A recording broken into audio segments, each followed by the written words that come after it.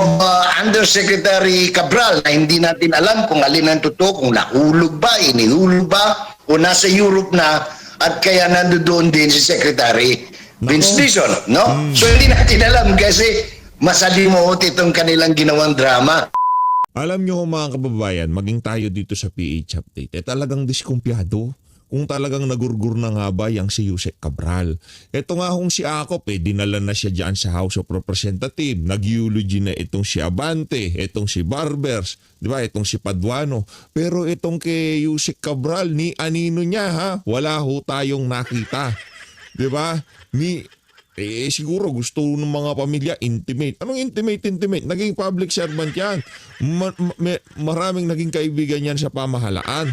Di ba? Yung tipong kahit yung burol lang ba, burol. Wala ko tayong nakitang ganon dito kay Yusek Cabral. Kaya itong mga teorya na to ni Manong J, talagang kailangan marinig ng ating mga kababayan. At ang dahilan, posibleng dahilan ng pagpunta nitong si Sheikh Vince Dizon diyan sa France ba siya pumunta nung nakaraan, di ba? Habang mainit na mainit yung mga ilinabas na mga dokumento nitong si Congressman Libiste, namataan itong si Vince Dizon ng ibang bansa. Mantakin nyo, napakarami hong problemang kinaharap ng ating bansa. Itong si Vince Dizon nasa France daw. Bago ho yan kay Manong J na yan, pasadahan naman ho natin itong kay Llamas, ha? Hindi na ho sila magkanda-ugaga ngayong mga panahon na to sa kakaisip kung sino ang ilalaban kay Vice President Sara Duterte. Galingan nyo yan. Para dito kay Llamas, galingan mo na yung pag-i-spin, paninira, yung pwedeng asahan ng ating mga kababayan kung sakaling maluklok itong si VP Sara. Ang problema kasi dito, Llamas, meron nang nakita ang ating mga kababayan. Nakita na nila kung paano namuno itong si dating Pangulong Rodrigo Duterte. Kaya kahit ano pang paninirang gawin mo dito kay VP Sara, walang maniniwala sa iyo dyan. Pero bago wala nang yan, isang like at isang subscribe.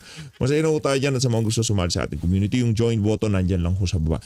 Dito muna tayo sa naging dito sa boyfriend nitong si Risa Hontiveros. Lalaking kaibigan, no? Kahit na dininay kanya, Brad. Ako, siyempre, ako tiwala ako na talagang merong naging kayong dalawan, Risa.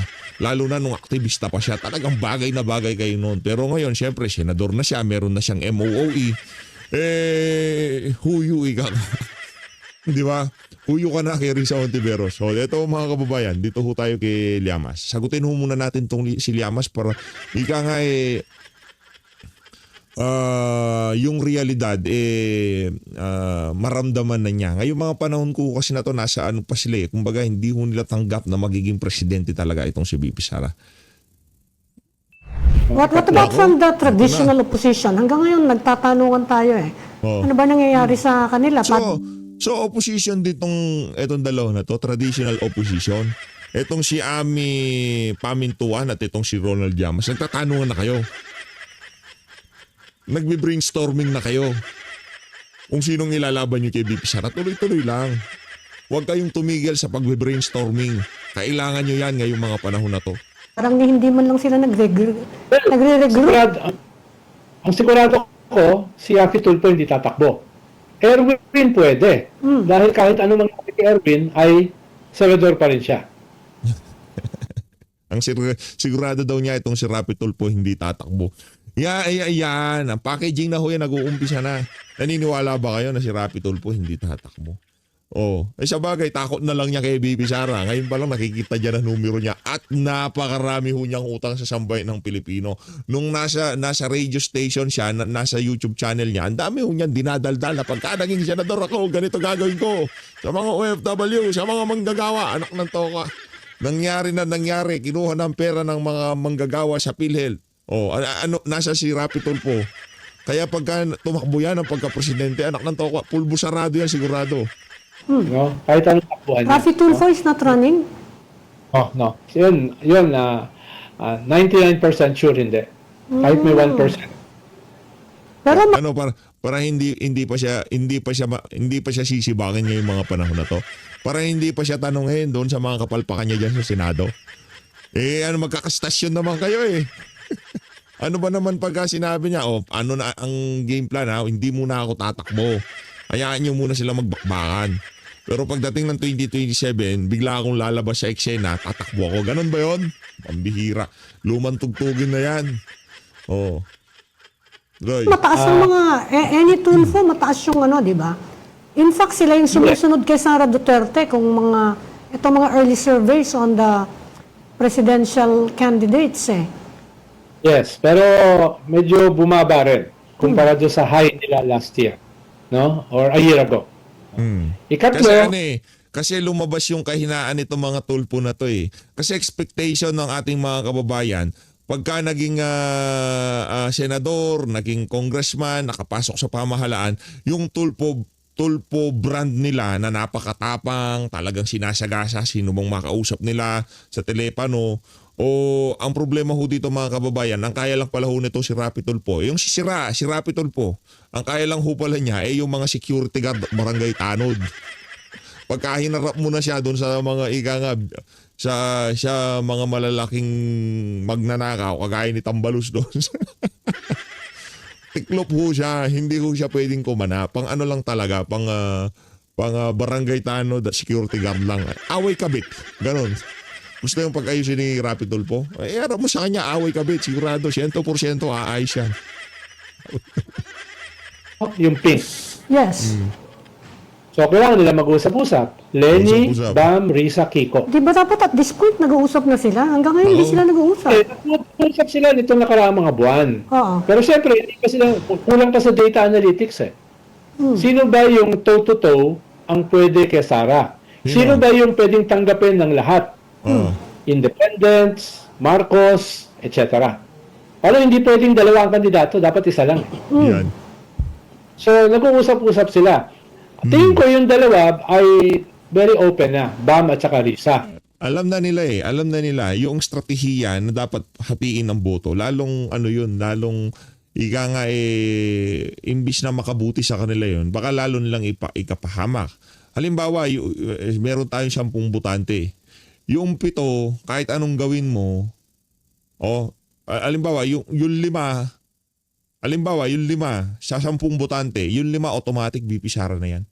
Wala ka nang mapupursuade dyan, wala ka nang maliligawan dyan, wala ka nang mabubola dyan.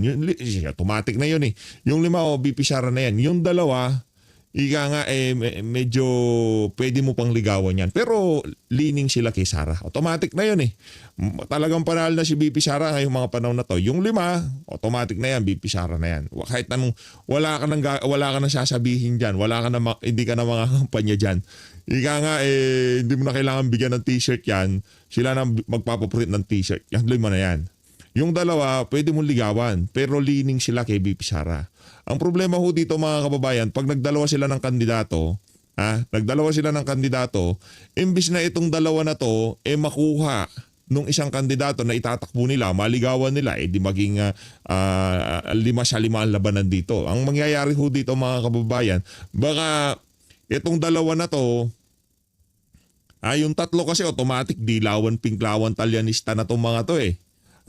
Itong 2 na to, baka dun sa 2 itakbo nila, paghatian pa nila itong 5 na to, mas lalong nanalo itong si BP Sara, di ba? Alam mo nila yan, kaya kung sakaling magpatakbo man sila ngayon, dapat iisa lang. Kung ika nga, kwalipikado itong si Llamas na lang itakbo nila. Di ba? Tapos vice president niya itong si Risa Hontiveros. O talagang ika nga, rambulan ng Malacanang kung sakaling nanalo sila. Kung sakali. No? Oh. Pero, siyempre, marami pa rin sa Pink ang kinikilala si Lenny. Wala. No? At si Lenny pa rin yung pinakamataas sa kanilang lahat. No? Mukhang ayaw niya talaga hindi ba? Alam niya ang kartada di ba? Pagka alam mo na kartada, huwag ka na lumaban. Ika nga, kumbaga sa baraha, wala ka ng salawal. Alam mo na kung ano magiging resulta, lalaban ka pa. Ngayon mga binuwisito kasi nila yung mga taga Visayas at Mindanao eh. Di ba? Binuwisito nila. Ngayon, alam na ni Lenny na wala siyang makukuha sa Davao. Alam nila lutang si Lenny. Di ba? Lutang si Lenny, walang gagawing matino si Lenny. Pagkain po si Lenny, para lang tayong nagkaroon ng Marcos Jr. 2.0 na hindi nga lang adik pero lutang naman. kahit saan ho natin tingnan, talo sa bayan ng Pilipino dun sa dalawang option na yun eh. Meron kang presidente na Marcos Jr., lalaki, tumandem sa Duterte. Kaso, adik daw, sabi ni Amy Marcos. O kung Leni Robredo naman, isa namang lutang. Wala rin namang kaibahan yun sa bangag. Pagka pinaligiran ho siya ng mga buitring gabinete niya, nandiyan si Ralph Recto, nandiyan si Kiko Pangilinan, Risa Hontiveros, sa tingin niyo ho ba ano magiging resulta? Tuloy-tuloy lang. Tuloy-tuloy lang ang kasiyahan nila. Yung party hindi ho titigil. Diba? Yung pagpapahirap sa mga, ano nga atupagin ni Leni Robredo sa susunod na 6 na taon kung sakali siya tumakbo. Tutuloy lang niya yung pagpapahirap kay dating Pangulo Rodrigo Duterte. Kay VP Sara, hindi pa uuwiin dito si Tatay Digong. Ganun ang gagawin nila. Pagdating sa ekonomiya, wala ho silang. Lahat ng nasa gabinete ni Marcos Jr. Puro dilawan. Diba? Sino? Si Ralph Recto. Si Paquito Ochoa ba na kay ano daw yun tawag dito, meron silang tawaging midnight cabinet ata kung tawagin nila yun eh. Diba? Basta maraming nasa dilaw, maraming dilawan na naki Marcos Jr. na kung sakaling pumasok si Leni Robredo, sila din ho yung kukunin niya sa kanyang gabinete. Kung itong gabinete ni Marcos Jr. falsifikado, pagka napunta ho yan kay Leni Robredo, anak ng tokwa, wag ho kayong umasa. Sa mga, alam ko naman na dito sa PH Update, automatic na yan. Kasama tayo doon sa 5, di ba, na kahit anong panliligaw na gawin itong mga siraulo na to, hindi ko tayo boboto sa kanila. Di ba? Tayo isa doon sa mga magpapaprint ng t-shirt. Wala na ho tayo doon sa pwedeng i-persuade nila yung ligawan nila o bulahin nila. Wala na ho yun. Tapos hindi na sila makakakana sa atin. No? Hindi na tayo kailangan kausapin ni VP Sara, hindi na tayo kailangan ligawan ni VP Sara. Yung boto natin sa kanya na. Automatic na yon. Ngayon, ang problema ho nitong mga to, sino ngayon ang ilalaban nila kay VP Sara? Gayong halimbawa, hindi naman ho siya di ba? Kita nyo naman ho yung mga vlogger ng mga Duterte, yung mga DDS vlogger. Hindi naman ho siya di ba? Sinong halimbawa, halimbawa na lang kay Boss Dada. Diyan sa mga Talyanista at Ensaymada, sino ilalaban mo kay Boss Dada? Di ba, balagbag to the action. O sinong ilalaban nyo kay, sino pa mga malulupit na, kay Sasrugando Sasot? Sino? Si Hidarian? Doon nga sa debate nila di ba? Kitang-kita naman kung anong husay, galing nitong si Sasrugando Sasot. O dito na lang ito talaga pinantapat ko itong dalawa na to. Ilyamas at itong si Sir Jason sa. Sino ang mas mahusay sa dalawa na yan? Alam na to, kahit pa, yung pagdating sa pag-aanalisa, pagdating sa mga punto de vista, talagang pagiging expertise sa larangan ng pagiging mainstream media noon. Nandiyan lahat kay Sir J. Tsaka mahusay ko talaga, mahusay. Okay? Tuloy natin. Nung tumakbo rin naman siya noong 2022, ayaw din niya Kaya nga last minute siya, last day siya nag-file.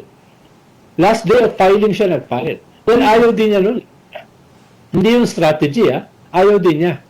Pero kung siguro may kakausap, may maglalabi, I'm not sure. Baka open pa siya. Pero sa ngayon, ang sinasabi niya, gusto kong ayusin ang Naga City. Naga City.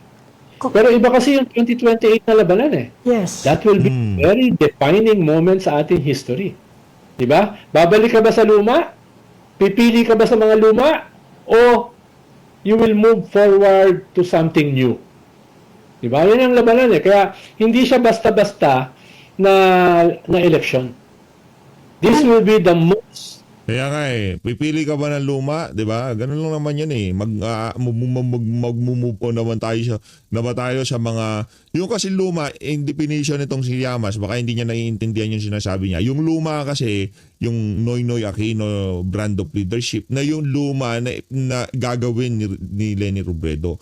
Ibig sabihin na luma, yung Marcos Jr. brand of leadership na lang ginawa, kung hindi magpulburon, magnakaw at siraan ang kanilang posibleng makalaban sa politika. Di ba? Yun yung mga luma. Ano yung bago? Yung bago yung Duterte style of leadership na kung saan inuuna ang kapakanan ng sambayan ng Pilipino. Di ba? Tama ba yun, Llamas? O, sino pipiliin? Siyempre doon tayo sa bago. Sa mga Duterte tayo. Diba? At sigurado tayo dito dahil itong si George Garcia may kalalagay siya pagka inulit niya yung ginawa niya nung nagdaang 2025 midterm election. Yung mga Duterte tanda.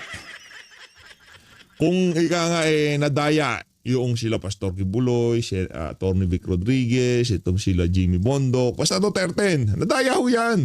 Maraming nanalo dyan. Ano ba dahilan pati boboto mo si Marcoleta? Diba kasi ay galit ka doon sa ginawa nitong mga adik na to kay dating Pangulong Rodrigo Duterte. Anong dahilan ba't iboboto mo si Bongo? Senator Bato, diba? Anong dahilan? Kasi gusto mo yung Duterte brand of leadership. Ano ba yung Malasakit Center? Alam mo na yung Malasakit Center na yon ika nga isa sa mga naging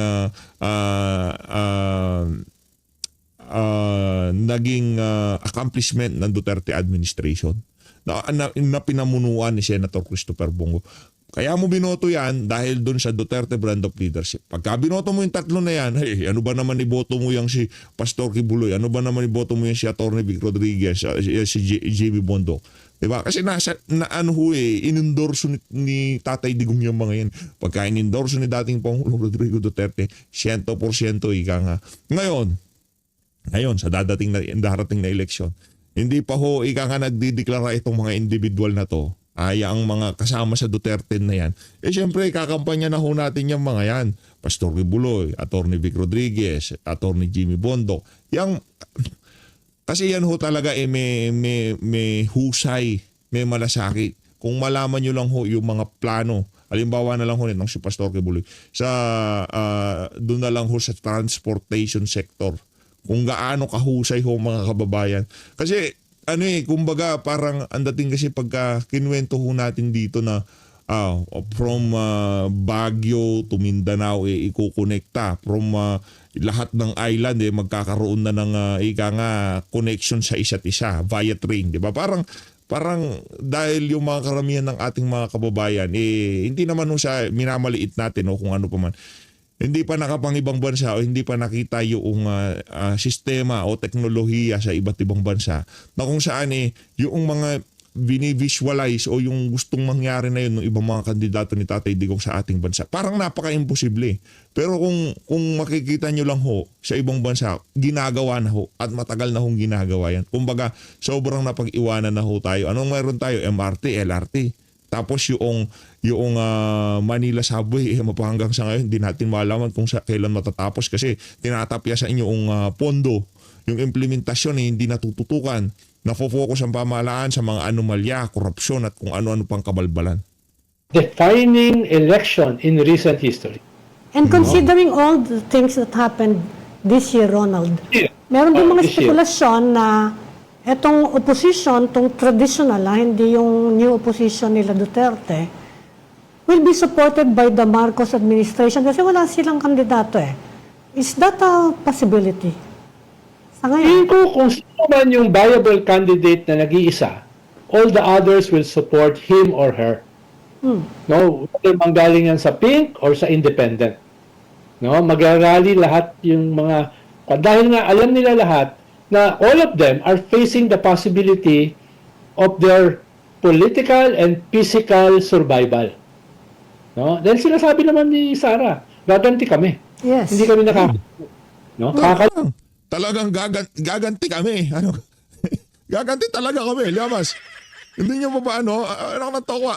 Gawin sa tatay mo yung ginawa kay dating Pangulong Rodrigo Duterte, hindi ka ba gaganti? Saraulo ka ba? Lusin na kayo. No? So, every non-Duterte na interesado magpatakbo, alam nila, there cannot be more than one. No? So, at a certain point, for their own survival, kailangan mamili ng isa. No? Kailangan mamili ng isa. Kaya at least yes, that is a viable possibility. May nakikita ka ba na malakas na nag-emerge ngayon at this point from Mindanao. Kasi yun ang bailiwick ng mga Duterte. Kahit papano pampahina lang ng hold nila. May nakikita ka ba doon? The point is, Diba? Stress na stress ho sila eh. Itong si Ami Pamintuan eh. Stress na stress na. Ano ba pwedeng gawin? Ano ba pwede natin gawin? Anak ng toko, ang tagal nang wala sa kapangyarihan nitong si Duterte. Si BP Sara, walang upay ang pandudurog sa kanya. Anong gagawin natin para pahinain ang pwersa nila?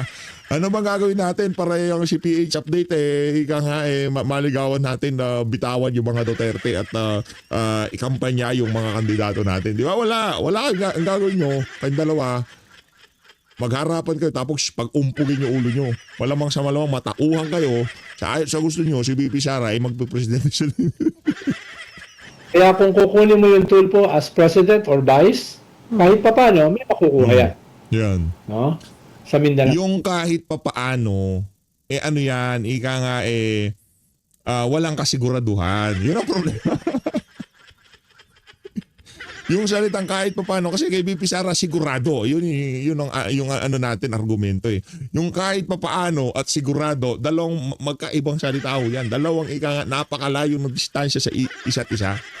Kahit papaano walang kasiguraduhan yung iniisip mo pa. Sige, kahit papaano siguro makakakuha na tayo dyan. Isa o dalawa, di ba?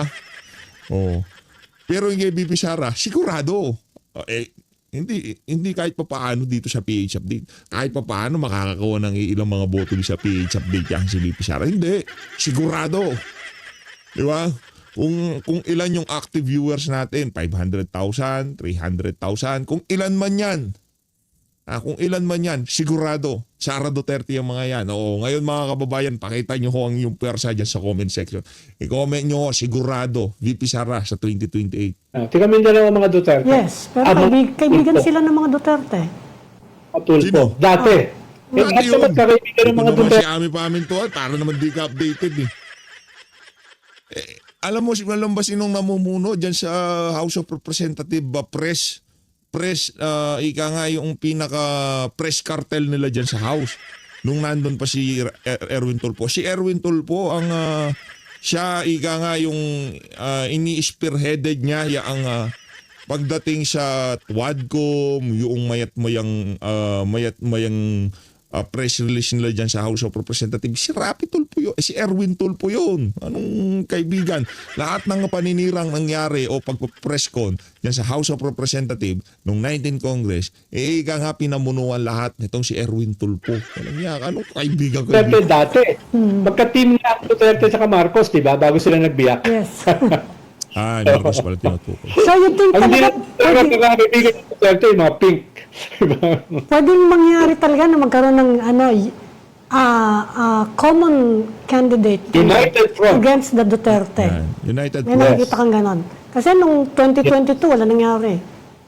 Yes. Yun ang mangyayari. Tingin ko. Dahil lahat naman, kahit yung mga hindi masyadong matatalino, alam naman nila, it is an existential battle. Lahat sila kino-confront yung possibility ng kanilang political and physical mortality against the Duterte. Meron ka bang Parang lahat laban sa Ang hirap mo mga kababayan. Kung ako ngayon, nasa Dilawan ako, Talyanista o Ensaymada o Pinklawan Dilawan. Ano ako ngayon? Kunyari, ako si Marcos Jr., wala akong tulog sa gabi yan. Siguro pag nakabatak sila, nakapulburon sila, ang tatalino nila, ganito, yung tatakmo natin, ganito gagawin natin, sa 2028, pagpapalabas tayo ng malaking pera para talaga pambayad sa mga iboboto. Kaso ang problema, magpalabas kayo ng pera, pero sigurado iboboto pa rin si VP Sara. Yung sigurado yan. Ito nga yung mga kausap ko ng mga ambassadors Hindi ko na babanggitin. Sabi nila, pag nakabalik yung mga Duterte, you will be a failed state. Para kayong North Korea. Lalo, Ito talaga sino man yun? Para daw tayong Uror. Walang yaka, na naman kabalbal. Ito talaga si Llamas. Aga pinapatawa mo ako. Walang yaka. Para failed state daw tayo pag nakabalik ang mga Duterte. Anong failed state? Pag nakabalik ang mga Duterte, ika nga nagkaroon na ng parang sinabi ng mga Duterte na to sa sambayan ng Pilipino. Okay, sumubo kayo ng Duterte. Anong naging resulta? Naging tahimik, kahit pa paano ay talagang gumanda ekonomiya, tumaas ang tingin ng mga ibang bansa sa atin, nagkadignidad ang mga Pilipino, nagkaroon kayo ng adik na presidente na walang kaibahan doon sa mga dilawang presidente dahil ang gabinete niya ay puro dilaw. Nakita nyo, lagapag ang ekonomiya, laganap ang droga, korupsyon at napakarami pang kabalbalan sa pamahalaan. Ngayon, babalik ang Duterte. Papakita natin ang before and after. Ngayon, pag dumating ang punto na yon, anak ng toko 8 years, matagal-tagal kang magyayaw-yaw dyan, Yamas. Nasabi ko sa iyo, matagal-tagal kang magyayaw-yaw dyan. Nakakailang minutes na pa tayo? 25 minutes na naman to. Kaya Yamas pa lang tayo, naka 25. Bilisan na natin to para hindi na tayo. Si Tigong. Pero Ronald, binabanggit mo yung mga ambassadors. Alam ko, meron ng kumakausap kay sinasound out na si, well, siguro gusto lang siyang interviewin, si Sara Duterte. Meron na one of the key ambassadors. Nako. Na kinakausap na siya, sinasound out. Lalo na yung Amerika. Pagka ang Amerika, alam na talagang hindi nila matatalo itong si VP Sara o yung kandidato nila, manok nila na ipupustura, alam nila na hindi nila pwedeng talunin. Kagaya kay dating Pangulong Rodrigo Duterte. Tapos na talaga. Pagka iniwan na yung iniwan na ng Amerika itong si Marcos Jr. Kaya lang naman gustong-gusto ng Amerika si Marcos Jr. kasi adik siya Di ba? Alam nila na, bigyan nyo lang ng pulburon yan. Mag-drogay lang yan. Wala nang problema yan Okay na tayo dyan. Kahit anong gusto natin. New Ed ka site, pasok. Mga kagamitan sa Pilipinas, pasok. Di ba? Bigyan, droga yan. Lang yan. Di ba? Magpulburon lang yan. Walang problema yan. Bigyan nyo lang ng almusal ni Mary Jane yan. Solved na yan, di ba?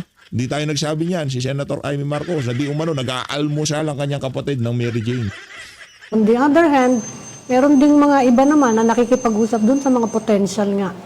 Sinasize up nila kung anong mangyayari. Ikaw, Well, gusto makausap. Ang problema kasi dito sa na to, itong dalawang unggoy na to, nag-uururan sila. Ang problema dito mga kababayan, alam na nila na hindi nila matatalo si VP Sara. Alam na nila na done deal na ang 2020. Unless merong mangyaring masama kay VP Sara. Knock on wood, wag naman sana, di ba? Wag naman sana. Pero ang ating sigurado dito, kahit anong gawin nyo, mangyari na ang mangyari, hindi nyo matatalo si VP Sara sa 2028 presidential election. Ito mga kababayan, pagka nakatakbo si VP, hindi malabo yung impeachment kasi wala na silang perang, sa bagay, di ba? Tama. Kung kaya nila nakapaglabas ng tag 2 milyon kada congressman, ano ba naman, di ba? Parang ang impeachment ni VP sa 2028, maliwanag pa rin ho mga kababayan. Pagilid tayo dito. Dito tayo kay Manong J. Manong J. It's a very foggy morning dito sa South Davao, Natawag itong baga pondo ng DPWH na inilalaan sa mga proyekto ng mga mambabatas. Hindi ho ba dapat hindi po sa NEP kasi magkaiba po yan at klaro naman sa ating batas na labag po yan. Correct. Ako nga nagtataka kasi pero sa bagay hindi dapat ipagtaka dahil ginawa na nito 2024 pa lang Magtataka ka, maging yung mga talunang senador meron pang allocable, no? Pati yung mga party list na naguguluhan sa Congressman Ridon si Representative Ridon, bakit daw meron siyang allocable noong 2025 hindi pa naman siya congressman. Hindi naman sinasabing kanya pero yung party na nire-represent niya, remember, nominee ka lang ng partido. Ang merong allocable noon, Bicol Saro, di ba? So siguro kinakailangan mag-aral pa ng konti itong mga bagong congressman. Pagkat hindi bago si Terry Ridon, dati na yung representative ng mga NPA, SNPA, ng Kabataan Party List, no? Kaya siguro na-shock siya bakit nabisto yun, no? Anong pangalan nito? Meron pala silang ganon. Na nakatago. Usually tinatago. At saka yun nga, bakit isasama sa allocable yung mga cabinet secretary? Hindi naman sila mambabatas. O, ibig sabihin, pang saborno yan. Pang suborno, pang bayad, Oh. pang anong tawag niyan? Pang ekis, pang patong, para nang sa ganun ay makuha mo yung loyalty, no?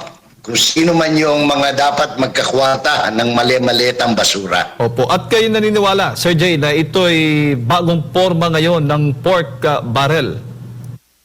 Oh yes, very, very, in fact, tinawag na nga ang pansin nila ng Supreme Court when they ruled on the 60 million, no? Kasi nakita nila doon, kaya sinasabi nila, itong mga ganitong allocable, dahil meron ng precedent case niya, may jurisprudence na dyan, Jade, no? Yung PDAP at saka DAP, diniklara ng illegal yan na Supreme Yan. Court. Ang ginawa nitong bagong administrasyon, binago nila yung mga terminologies para mapaikutan yung batas. Kaya lang nakita rin ng mga maestrado yan. Kaya nga itong ngayon lang tayo na shock, meron palang word as allocable, no? Allocable. Oh. Wala yan. In the past, walang tinatawag na ganyan.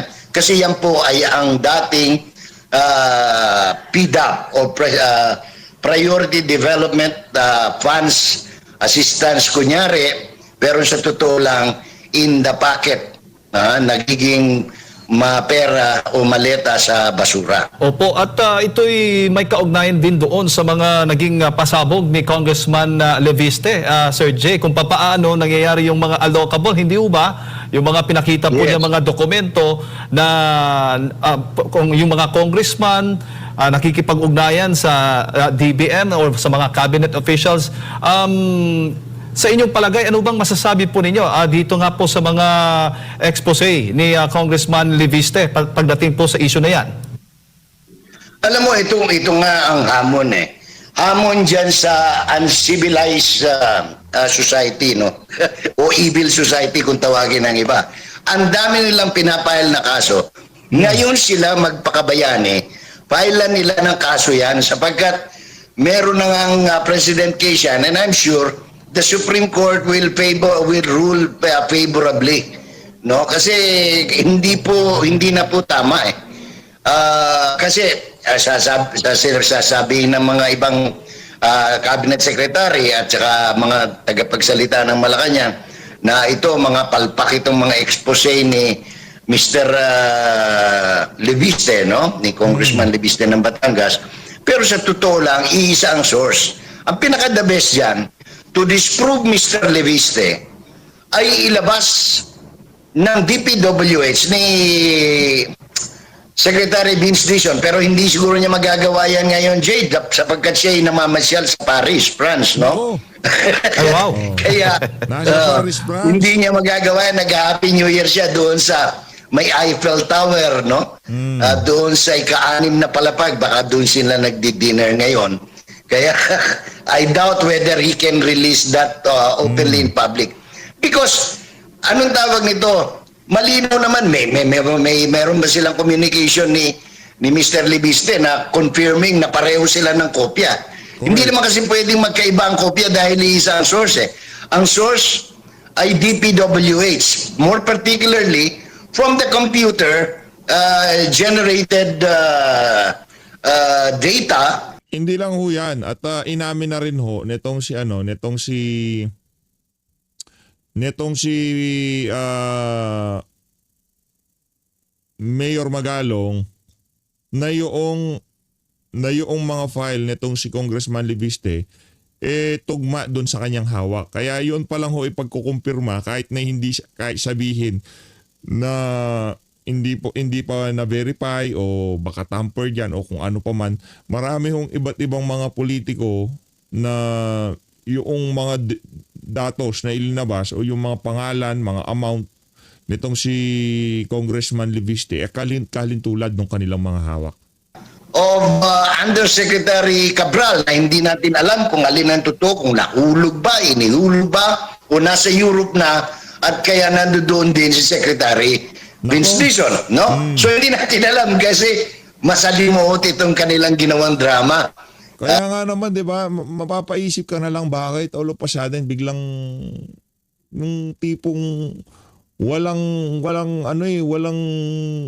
pasabi man lamang walang tipong Iniintay kasi ng ating mga kababayan, nasaan na ba tong si Vince Dizon? Maya-maya mabalitaan natin, nasa Europa na pala. Nasa Paris, France na pala. Tapos meron pa napabalita na di umano, doon din diretso itong si Cabral.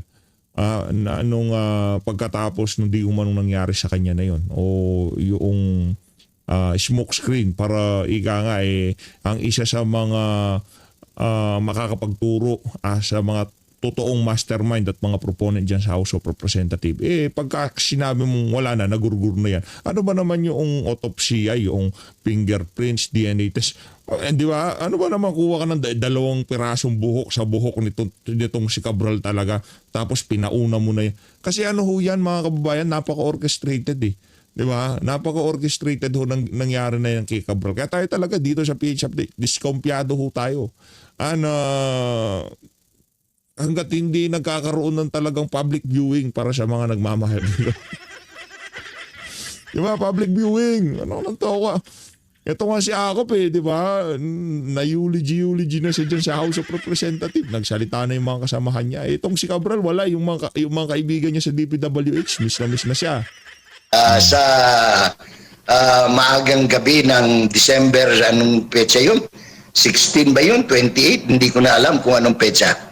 Nais ngang ipa-authenticate nga yung mga files mula sa pumanaw na si Undersecretary Cabral, Sir Jay, doon nga sa mga nakuhang files din ni Congressman Leviste. Kaya yan po yung bagong development ngayon. There is really no need to authenticate Jade. Kasi kung examine niyo yung mga exchanges of communication between the office of Congressman Leviste and that of Secretary Vince Dizon, it appears that he has already confirmed and affirmed the content of his listing as against those from the DPWH, kasi nga iisa ang source. Hindi naman kasi po pwedeng magkaiba yan ang input ng data unless, of course, may milagrong gagawin sila na baguhin yung kopya na nandoon kay Dizon at saka yung kopyang nandoon kay Boying Rimulya. So, but, lalabas yung katotohanan dyan. Kaya, if I were them, hindi ko na i-attempt na mangyari yan sapagkat magiging problema pa nila yan in the future pagka tinamper nila yung data from the DPWH file. Si Partner Admar, Sir Jay, may mga karagdagang katanungan po sa inyo. Belated Merry Christmas, Advance Happy New Year, Manong Jay, may buntag diha kanimo. Isgutan pa nato ning si Congressman Leviste and DPWH Secretary Vince Dizon. Meron kasing pahayag si Secretary Vince Dizon na sapilitin daw yung pagkuha ng file. Naglabas ngayon ng resibo. Sapilitan daw ang pagkuha ng files doon sa computer, nung minsang pumunta ang kongresista doon sa DPWH. Pero naglabas siya ng files na meron silang palitan ng email. Meron pa nga doon na ayon sa pag-aproba or ayon sa instruction ni Secretary Vince, meron pang lagda ni Secretary Vince, ipinadala sa kanya yung mga ipinost na niya sa social media na mga listahan. Tingin niyo po, same ba kayo ng naging pananaw dito kay Congressman Leviste kung bakit parang ang hirap sa DPWH na either isa publiko? Kasi matagal na pala itong transaction nila. Way back way back September, October pa po na mga usapan pa po nila. And sinasabi rin niya na kung sadyang sapilitan yan, bakit ngayon nyo lang inilabas? Ngayon ay December na po, Manong Jay. Correct. Sa totoo lang, ako sinubaybayan ko yan. As early as nung nag-appear si Mrs. Cabral, doon sa Senate Blue Ribbon Committee, panahon ni Senator Marcoleta hanggang sa panahon ni Senator Lacson, iisa ang pinagmulan. At I will not be surprised, or I am not surprised, kung itong si Cabral found out the the data, the report, no?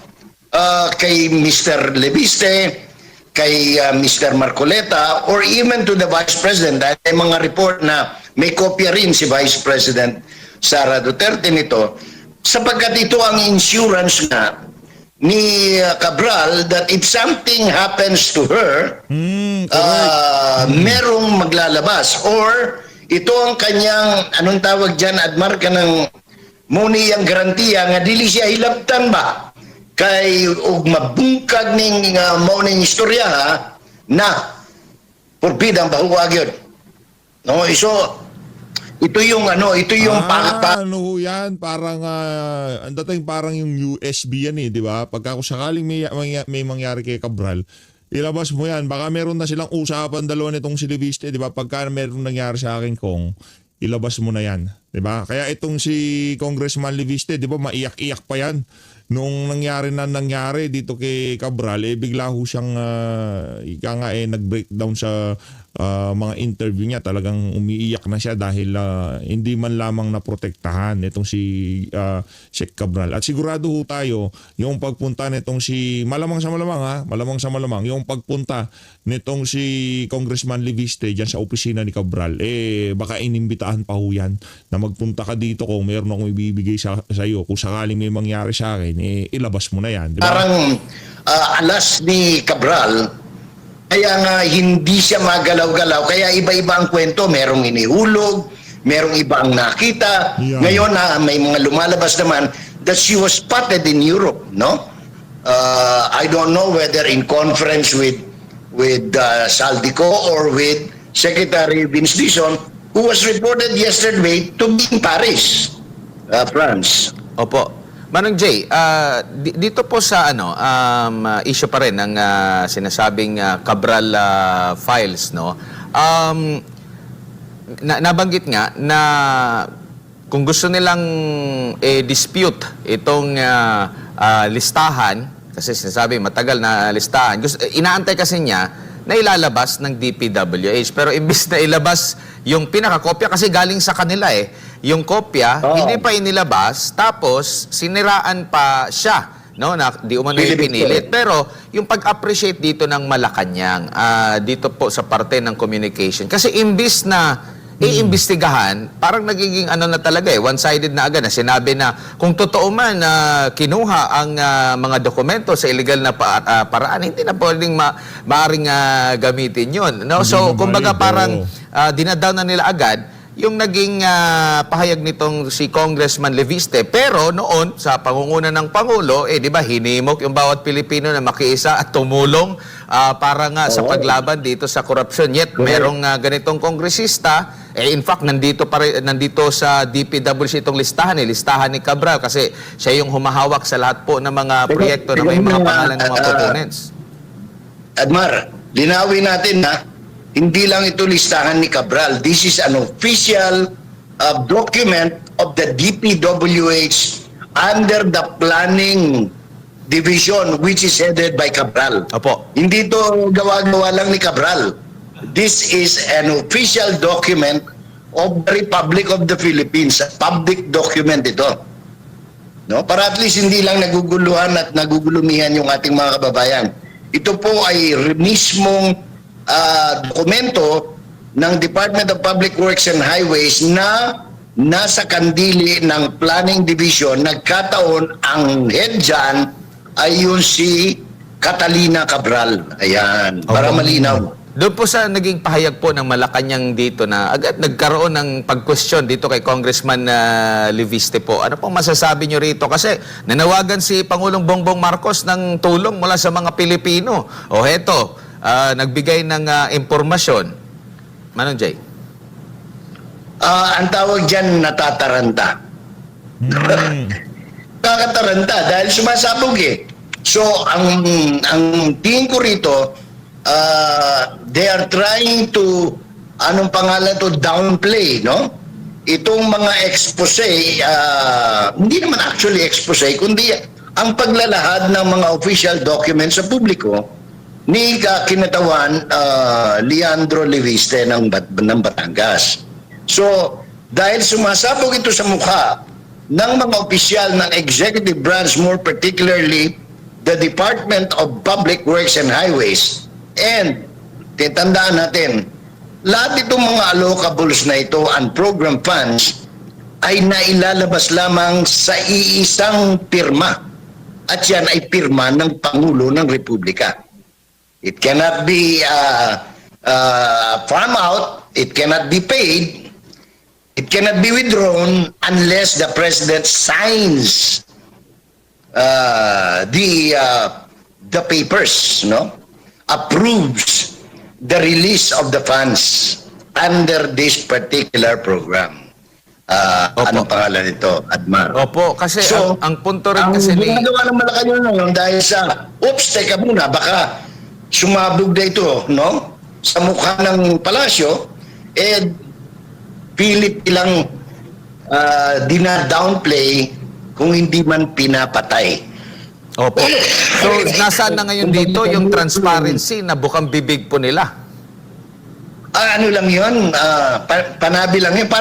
Parang si ano lang yan parang si former Speaker Martin Romualdez. Pag sinasabi ni Romualdez noon, abay, malinis ako. Di ba? Ano yun ang palagi sinasabi ni, anong tawag nito, ulitin ko, sabi niya, malinis ang aking konsensya. Pero the truth of the matter is, hindi siya malinis. Opo. Nakikita nyo na po, Mang Nong Jay, na kung totohanan talaga ng kasalukuyang gobyerno, itong paglaban ng korupsyon, at itong mga pagsisiwalat or itong mga pahayag po ni Congressman Liviste, makakabawi ito sa -3 na rating ng Pangulo? Nako, isa pa yung... -3 overall, pero may mga -37 pa, no? Wala na The President is an inutil, sabi nga sa English, no? Presidency. Wala nang bisa wala nang naniniwala Paano ka man maniniwala? Kung pakikinggan mo yung, kaya nga panawagan ko nung isang araw, they should stop this slogan na malinis sila. Kapareho ngayon, ano sabi ni Executive Secretary yung mister ni Vilma Santos, no? Si pangalan nun, Ralph Rector. Gagawin ko ang lahat para may balik ang tiwala ng taong bayan. Kasi wala nang tiwala ang taong bayan, Admar Correct. Ngayon, paano mo magagawa yan? Magagawa mo yan, siyempre, kung isasauli yung mali-malitang, anong pangalan to, trilyones na pera ng taong bayan na base pa yan sa sinumpaan sa salaysay, kung maalala mo si Master Sergeant Orly Gutesa, at yung several public internet pronouncement of the former Appropriations Committee Chair Elizalde Co, no? Ngayon, kung gagawin nila, mababalik nila at wag nilang antayin na sumunod yung gobyerno na i-demonetize yung 1,500 pesos na panukala ni Senator, anong pangalan? Very brilliant idea ni Senator Robin Hood Padilla. Talagang, hindi nila magagamit na yan. Mapipilitan sila ngayong, kasi hindi mo pwede papalitan sa bangko yung mali-mali at gano'n. Malalaman sino may hawak ng perang yan. No? Opo. That's why we need to congratulate Senator Padilla for bringing out the idea. Yung naliliitan sa kakayanan ni Senator Padilla, ngayon lumalabas, it is so brilliant. Katulad ng nangyari, naalala mo nung, ewan ko, bata ka pa siguro noon, Admar, no? Nung lumipad papuntang Hawaii si Ferdinand Marcos Sr. kasama si Bonget, no? Yung pamilya, dala-dala mali-malit ang pera na may bagong lipunan, di ba? So, ang ginawa noon ng Cory administration, nung nabubuhay pa si former Executive Secretary Joker Arroyo at saka yung mga advisor ni Tita Cory noon, talagang pinilit nila na sa Central Bank na i-demonetize yung lahat ng pera na may bagong lipunan. So, ang nangyari noon, dahil yung mga magnanakaw ng panahon ni Ferdinand Marcos Sr., hindi nila mailabas dahil mahalata silang magnanakaw na sayang yung pera, hindi nila nagamit. Ganon ang idea na pinresent ni Senator Robin Padilla. Opo. One way of checking Kaya tayo sa mga bumabatikos kay Senator Robin, ano yan, ika nga may kanya-kanya tayong kakayahan at meron tayong kanya-kanyang kahusayan, kagalingan sa iba't ibang bagay.